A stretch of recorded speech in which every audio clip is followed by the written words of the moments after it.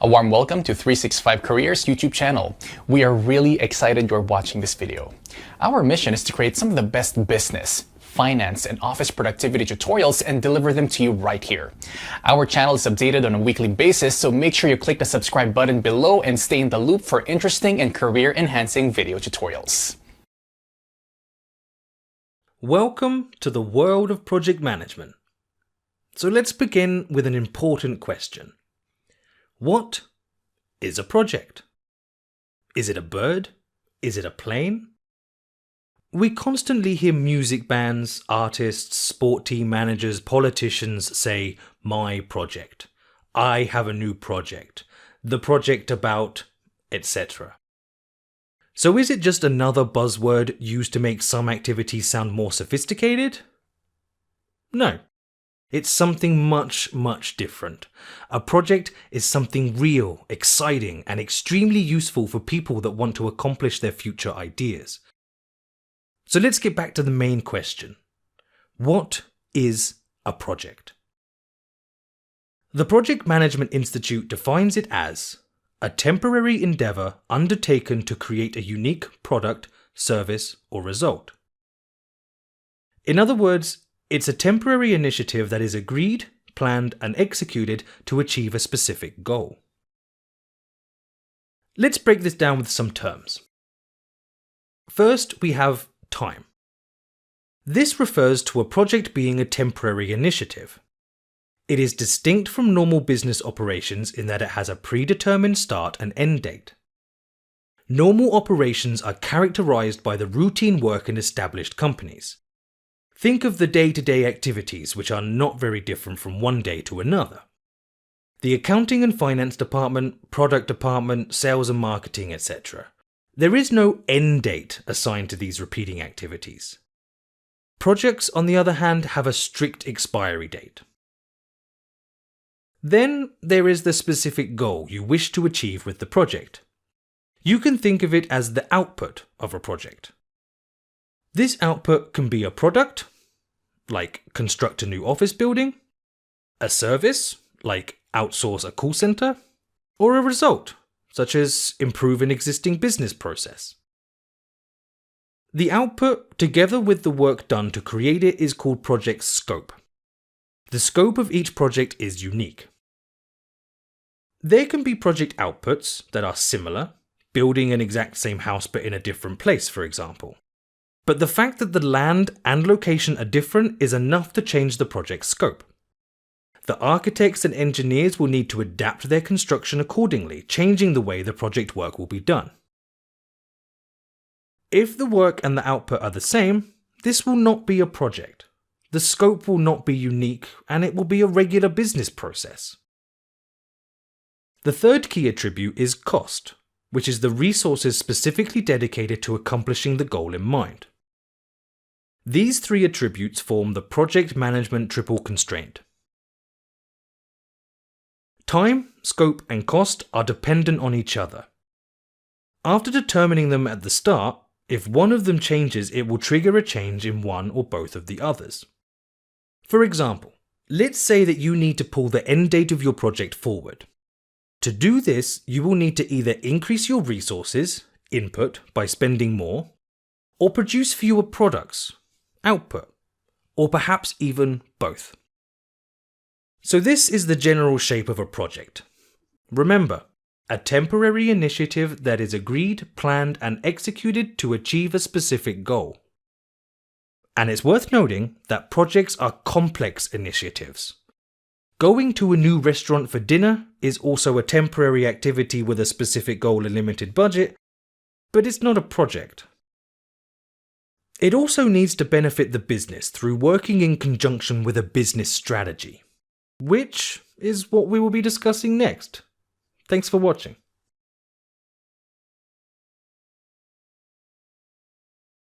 As I said in the previous lesson, a project must relate to a business strategy. But how are the two connected, and what creates the demand for a project in the first place? Good questions, so let's look into them. There are a few key triggers that will jumpstart a business into executing a project. There might be a market need. This is when your company wants to develop a product to address their clients' needs or to keep up with the competition. For example, DTM Bank needs to develop mobile banking, as other banks have done. But to get there, the bank needs to manage a complex project with various activities like software development, security, financial and privacy regulations, etc. And of course, all under time and budget constraints. If you are too late to introduce it, you risk losing customers. Or there could be a business need. During the financial crisis, for example, many companies had to execute projects to reduce costs, optimize processes, or increase revenues by expanding the customer base just to stay in business. Also, the demand for a project may arise from technological advancement. Technology may advance to the point where your business can be automated or your products need to change. For example, anything you use your smartphone for nowadays. Paying for things, booking a taxi, even ordering lunch surely involved a project. A project may come as the result of a customer request. Say if a key customer requires a tailored service or product. For example, you are a car dealer and your biggest client is a taxi company and they request making your internal systems more compatible with theirs. You are likely to approve such a project. Or due to legal requirements. Regulations and laws change, and the business will need to comply. Social media is a prime example, where laws and regulations are constantly updating as their technology and features advance. You've probably noticed the general data privacy regulations introduced in the EU, right? If not, just check your email inbox. There could also be social needs. These can be anything from digging tunnels to extending hospitals to building an Eiffel Tower. Anything that a government or organization can do to satisfy a social need. And lastly, there are ecological impact considerations. Companies are often required and obliged to improve their industrial processes to reduce emissions. Many countries have vowed to only allow electric cars on the road by a certain year, a massive project for car manufacturers. See, there are many things that can create a demand for a project, and all have to do with the company's or organization's wider strategy. Once a strategic goal is defined or a need arises, the project will be the instrument to achieve that goal. But needs, such as the ones mentioned, are not likely to arrive one by one in a timely manner. So how does a corporation choose which ones take priority and deserve a project? The demand will require a project proposal, and the owner of this proposal will need to put it to the attention of higher management to compete for the limited resources of the organization. Management will then review the projects and decide which ones to execute, which to discard, and which to postpone for a later date. Urgency is a key factor when selecting projects. Say, a new regulation is imposed which requires your company to comply with the latest standards or lose their license to work in the country. You can bet that the board of directors will prioritize a project that resolves this first.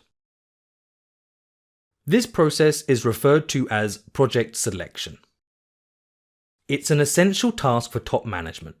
They must select the projects which bring the most value to the company, financial and non-financial.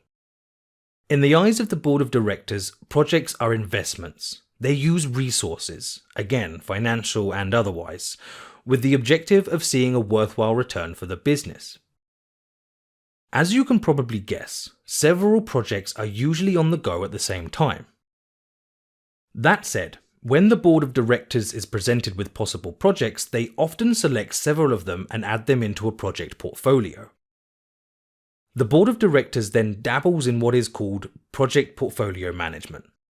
This is the process of prioritizing projects and the administration and control of large sets of projects and programs. Basically, the objective is to achieve the results and combine resources across projects in an optimal way.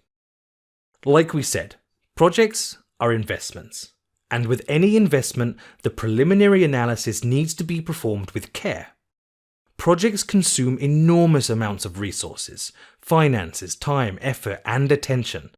So if they're not aligned with the business strategy, then they're a massive waste, leading to many disappointed stakeholders at best and a bankrupt business at worst. No pressure then. Great.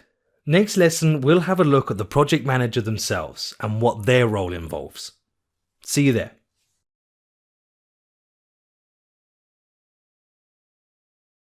Great.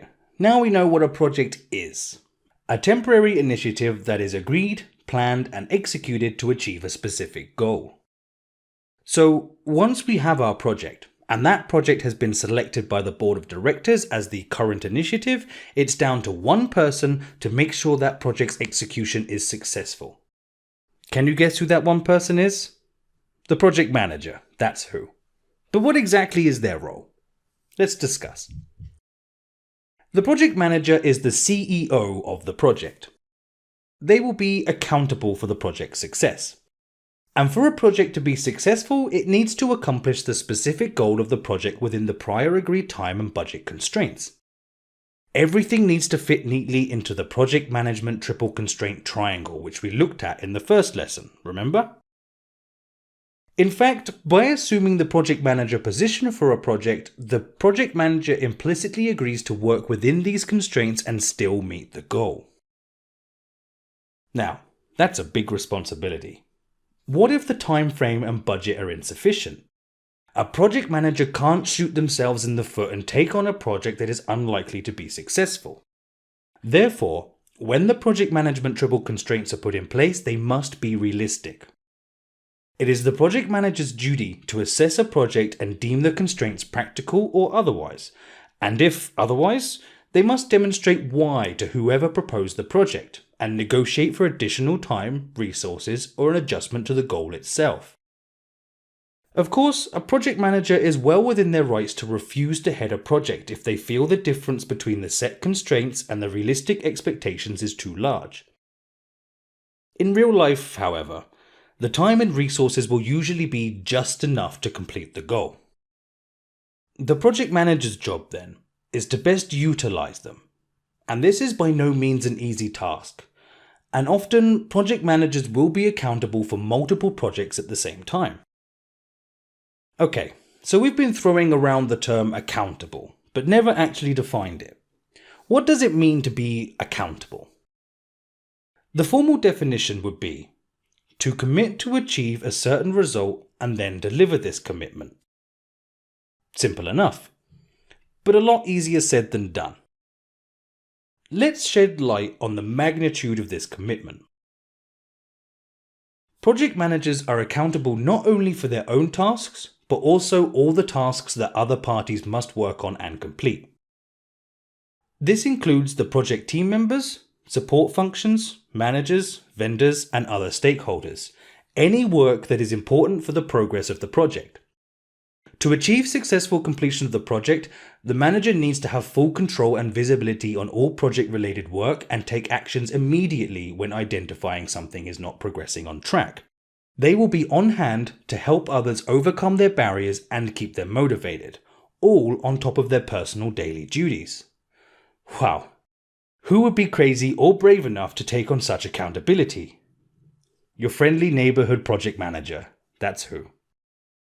But they do have some weapons up their sleeve. Their skills, knowledge, and expertise. These will help them make the best decisions and direct the work in the right direction. But more about that in the next lesson.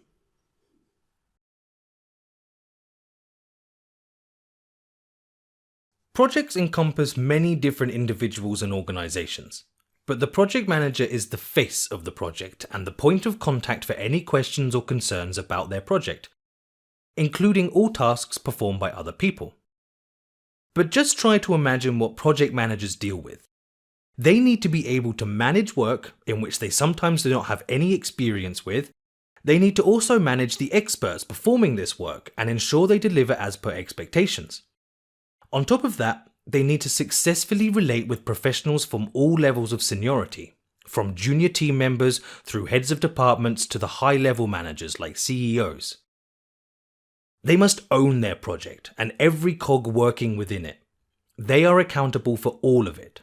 And with that comes the power bestowed upon them to make decisions and take action. But what makes them worthy of this power? Their skills, knowledge, attitude, and practical experience. There are countless attributes a project manager will have, both professional and personal. What we can do is look at the 3 major skill sets and essential qualities within them.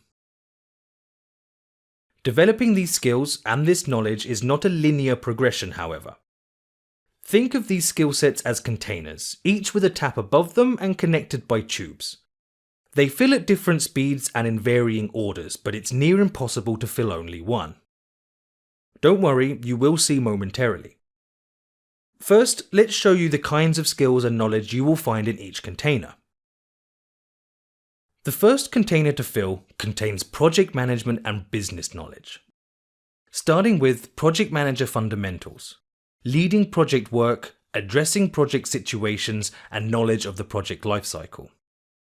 Then you've got planning quality, management of project critical areas, effective communication, work with project management tools and documents.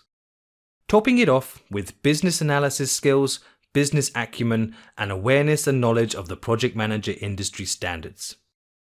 Good news, we will cover all these key attributes in this course. You will be set up with a solid ground on which to build your future experience in projects. The second container is filled with people and workflow management skills. Examples of these are business analysis, efficient organization of project work, defining who's responsible and the due date, issue resolution skills, people skills, working with stakeholders, and motivating the project team. Good news here too. You will experience the organizational, stakeholder-related, and issues resolution dynamics with this course, examples and case studies. The last container has your strategy and leadership skills in it. Some of these include negotiation, managing the program of projects and project portfolio, working towards the strategic objectives of the overall program, influencing shareholders, and promoting the values and benefits of the project or program to the business strategy. These more advanced skills usually start to grow once a project manager has accumulated experience and can connect the previously unseen dots. Now let's fill these up. It's important to remember that this is not a definitive order, just a rough example to show how a project manager's skills evolve with time and experience.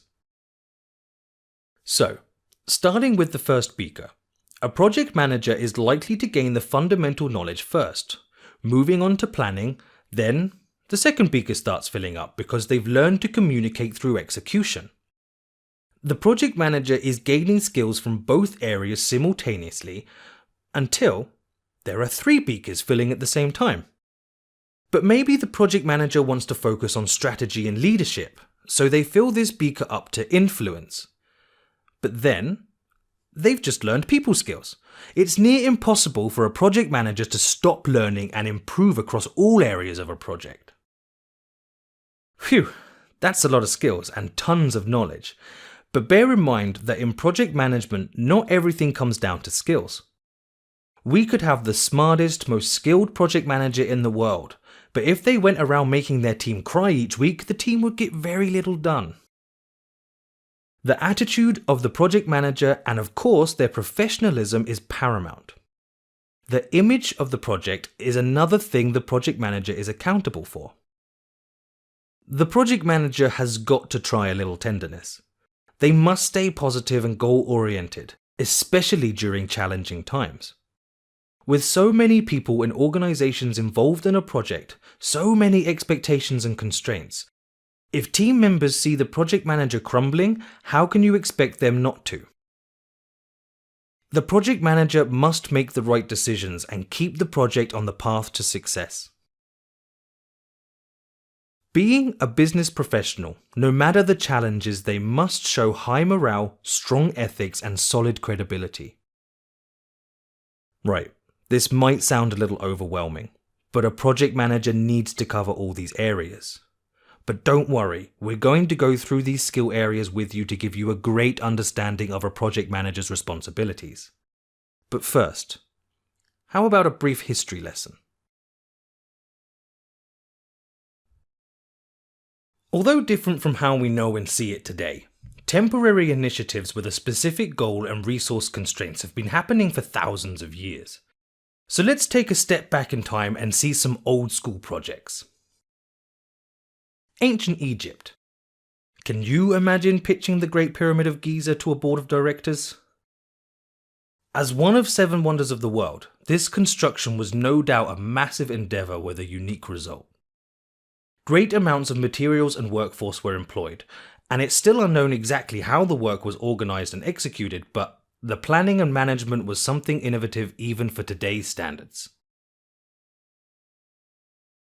15th century.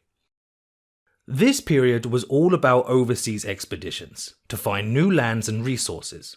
One particular project manager, Christopher Columbus, had tough times finding the budget for his initiative to find a path through the West to Asia.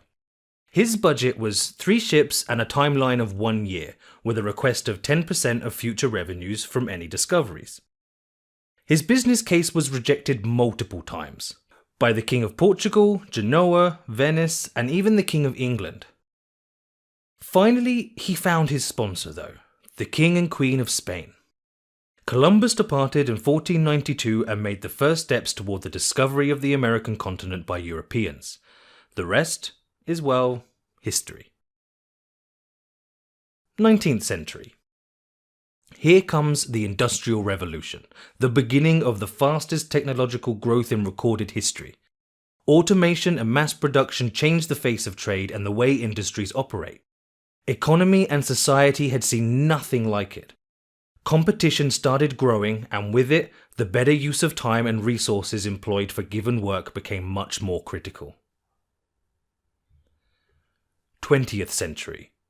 This is when project management as we know it really came into its own and started developing. We mentioned that after the Industrial Revolution, the time and resources were more and more limited, and using them efficiently became absolutely fundamental. As a result, the project management field started to develop at a much faster pace. Henry Gantt, one of the forefathers of project management, created a simple yet ingenious table that illustrates activities that need to be performed on the vertical axis and a time indicator on the horizontal axis. This was probably the first project schedule. It was prominently used during World War I to plan and track the progress of Navy ship construction. We will look at this in more detail later in the course. Then we have the revolutionary critical path method, invented by DuPont and Remington Rand corporations in the late 1950s. The CPM helped project managers calculate the fastest way to complete a project. This is done by analysing how the different activities are linked to each other. Together with the expected durations, it helps project managers identify the best way to sequence the activities in their project. This will also be discussed in greater detail in our course. In the 60s, project management was established as a profession. 2 associations were founded, the International Project Management Association, IPMA, and a few years later, the Project Management Institution, PMI. Their goal was, and still is, to develop the project management discipline and to establish standards, best practices, tools, and guidelines. All of this led to the development of innovative project management standards and approaches. Don't worry, we will talk about them later in great detail. And finally, welcome to the 21st century, where businesses have progressed technologically and expanded geographically like never before. What is exceptional about today's projects is the amount of complexity around the desired result. You can imagine the difference between opening a physical store versus an online one. Design, connection speed, online payments, security, client data regulations, customer service, and so on.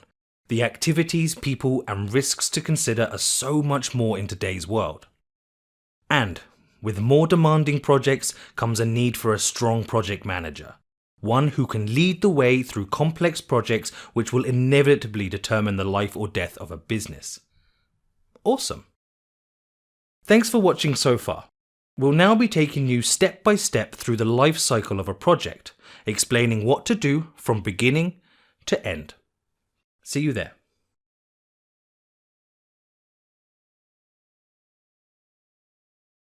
Right, so we've already covered what a project is, why they're executed, what a project manager does, and the skills they have. Plus a little history lesson just for fun. Now, it's an appropriate time to go through some terminology. 5 terms, in fact. We have mentioned most of these already, but a little more detail never hurt anyone, unless we're talking about tattoos. And given that as of next lesson we're diving straight into the life cycle of a project, it'd be best to reacquaint ourselves with some of these. Okay, one term we haven't mentioned yet is the Project Management Office, PMO. This is the name of the department responsible for managing, coordinating, and consulting project-related work. In the PMO, you will find project and program managers, project coordinators, analysts, and more, all working to ensure the projects of the organization are properly managed.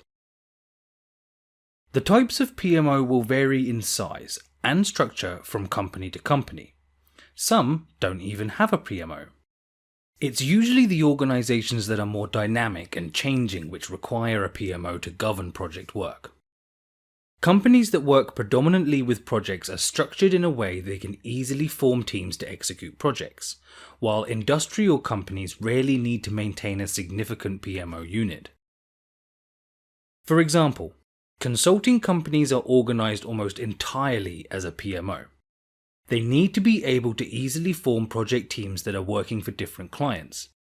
On the other hand, an industrial company producing steel, for example, will have well-standardized operations and would not need to maintain a PMO unit. The role and importance of a PMO unit can also be diverse. A PMO will have a strategic role if they are responsible for project selection and project portfolio management, or it can have a more execution-focused role when given the responsibility to lead the project management. The role is to assist, where the PMO employees help by reporting on project progress and keeping the project work within established standards. Now, these other terms we've mentioned, but to recap and expand. Every project has a project team. The project team are the experts responsible for the execution of the work, for example, developers on a software project, or designated managers, coordinators in case of bigger projects, for example, construction workers and the responsible supervisor. In other words, everyone who is directly working on the project. These can be from different departments and can also include external employees or companies and vendors, for example, consultants, coaching professionals, hardware and equipment vendors, etc. Actually, joint teams are created often, connecting employees from more than one company. This is one way to ensure the project team has broader expertise and the capabilities to deliver a more complex project. In an insurance software project, for example, the IT experts would likely be put in a joint team with some insurance professionals from the client organization to work together and ensure the end result is met, both from IT and from the insurance perspective. Great. Next are project stakeholders. All individuals or organizations who participate in a project can influence or are influenced by the project work and results. These can be management, customers, competitors, vendors, clients, and in some cases, society for things like public infrastructure projects, for example. If a new underground line is being constructed next to your apartment, you will be a stakeholder. You are influenced by the work, and in case there are big delays, you and your neighbors could attract media attention to the problem. In this way, you could also influence the project work. It's important to remember that stakeholders could influence the project work, even without being involved in the project itself. And yes, the project manager and project team are definitely stakeholders too. Program management is the coordinated management of multiple projects which have similarities, similar goal, similar resources, etc. By managing them as a program, the organization gains advantages by realizing efficiencies and synergies. For example, if your company wants to implement a similar software in European branches and each country needs a separate project, it would be efficient to manage it in a program. The project managers can be helping each other. And finally, project portfolio management. This is the term that refers to the coordinated management of multiple programs and projects. Think of a pharmaceutical company. In any minute, there are hundreds, if not thousands, of separate research projects for new drugs. Such corporations need strong portfolio management to follow this huge work and resources. Awesome. Thanks for watching so far. We are about to get to the really good stuff really soon. We'll be discussing the life cycle of a project next. See you there.